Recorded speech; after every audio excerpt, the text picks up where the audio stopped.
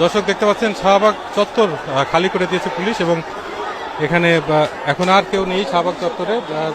ইনকলাব মঞ্চের যারা ছিলেন তাদেরকে এখান থেকে সরিয়ে দেওয়া হয়েছে এবং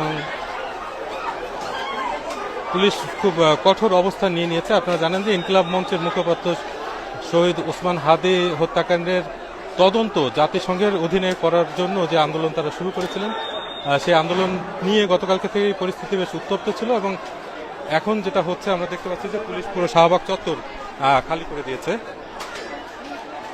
আপনারা দেখতে পাচ্ছেন পুলিশের বেশ কঠোর অবস্থানে রয়েছে পুলিশ।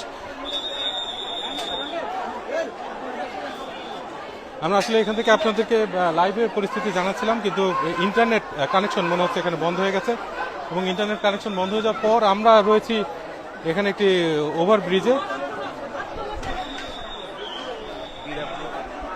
রয়েছে। আমরা এই মুহূর্তে লাইভ করা যাচ্ছে না।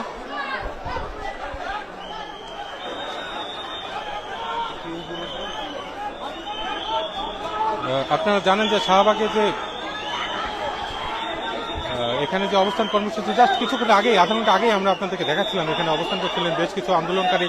তাদের দাবি ছিল যে ওসমান হাদি হত্যার বিচার যেটা হচ্ছে সেটাতে তাদের আস্থা নেই। তারা চাচ্ছে যে জাতিসংঘের মাধ্যমে তদন্ত করার জন্য এবং সেই জাতিসংঘের মাধ্যমে তদন্ত করার দাবিতে তারা অবস্থান কর্মসূচি পালন করছিলেন প্রধান উপদেষ্টার বাসভবন যমুনার সামনে।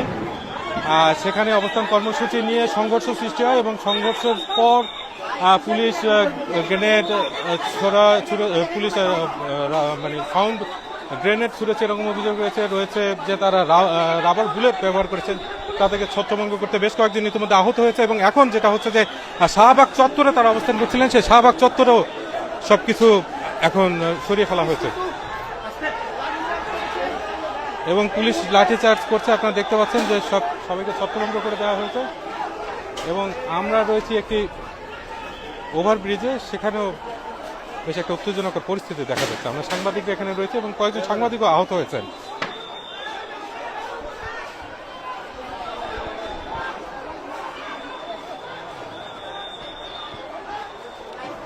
আপনারা দেখতে পাচ্ছেন পুলিশ লাঠিচার্জ করে শাহবাগ চত্বর একেবারে খালি করে দিয়েছে।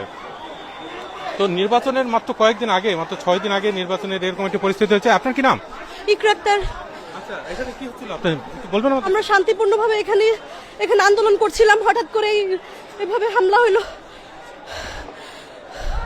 এখন আপনি কোথায় যাবেন? আমি বাসায় যাব, কিন্তু আমার সাথের জনকেও পাচ্ছি না। আপনাদের এই আন্দোলনের কারণ কি? আপনার কেন এই আন্দোলন? তার বিচার চাই। আমাদের জাবের ভাইকে গুলিবিদ্ধ করা হয়েছে, জুমাবুকে ভোট দিয়ে পালানো হয়েছে, জুমাবু শান্তাবুকে। এভাবে চলতে থাকলে